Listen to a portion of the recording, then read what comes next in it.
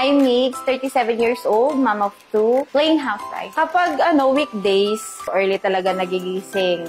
Usually 4:30 kasi kailangan ko pa mag-prepare ng breakfast ng husband ko tsaka ng anak ko na papasok sa school. Siyempre, nung pandemic, hindi ko pa talaga nasa isip yung mag-weight loss. Yung first labas namin, local destination is sa Boracay. Hindi ako makapag-post ng mga picture kasi nga, ganun pala ako kataba. Tapos ngayon, doon lang ako nag-decide na mag-weight loss. Marami naman na akong tinry na product, pero parang walang effect.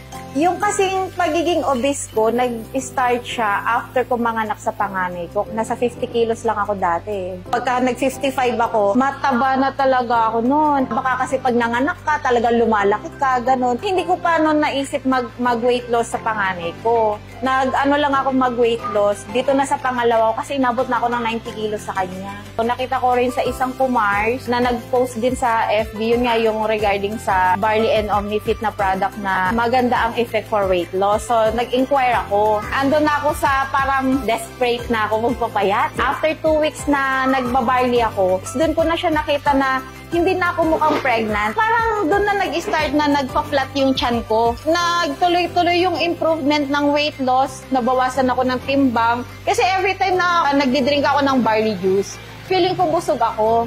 Sabi kasi ni Doc Ferd, yung JC Organic Barley, isang baso niya, pag equivalent siya sa 1 plate of vegetables. Highly recommended ko ang JC Organic Barley Juice dahil nakaka-help siya na maglinis ng toxins natin sa katawan.